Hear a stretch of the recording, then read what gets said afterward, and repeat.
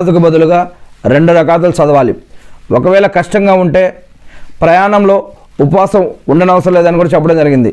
ప్రయాణంలో నుంచి తిరిగి వచ్చిన తర్వాత తప్పిపోయినటువంటి ఉపవాసాలు మరి ఏవైతే ఉన్నాయో వాటిని తర్వాత మళ్ళీ పూర్తి చేయాలని చెప్పడం జరిగింది. ఖురాన్ హదీసుల్లో దీని గురించి వివరంగా ఉంది. ఇలాంటి అనేక విషయాలు మనం ఖురాన్ మరియు హదీసుల ఆధారంగా మనం ఇంతకుముందే తెలుగు బుఖారీలో ఇలా రంజాన్ గురించి అనేక విషయాలు తెలుసుకోవడం జరిగింది. నేను సృష్టికర్త అయిన అల్లాహ్ని ప్రార్థిస్తూ ఉన్నాను.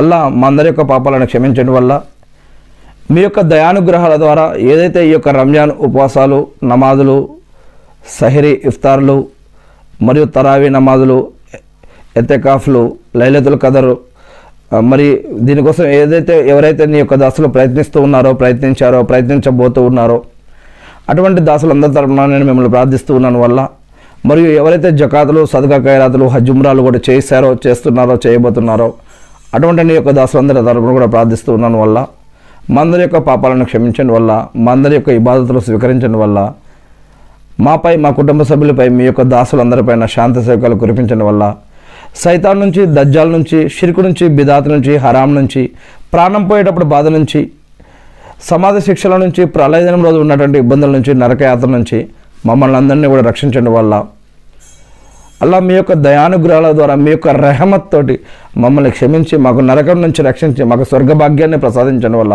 స్వర్గంలో అత్యుత్తమ స్థానానికి మాకు ప్రసాదించండి వల్ల. అష్హదు అన్న లా ఇలాహు ఇల్లల్లాహు వా అష్హదు అన్న ముహమ్మదన్ అబ్దుహు వా రసూలుహు. అల్లాహు అక్బర్.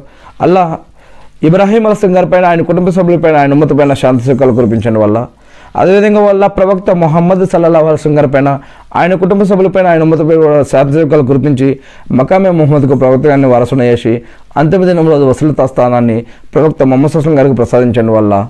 ఆమీన్.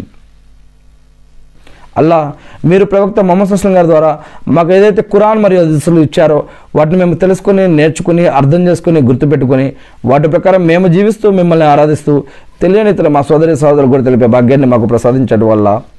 ఆమీన్. అల్లా మీరు మాపైన ఏదైతే బాధ్యతలు పెట్టారో వాటిని నిర్వర్తించడం కోసం కావాల్సిన ఉపాధిని, బర్కత్ని, రక్షణని, సహాయాన్ని మాకు ప్రసాదించండి వల్ల. ఆమీన్.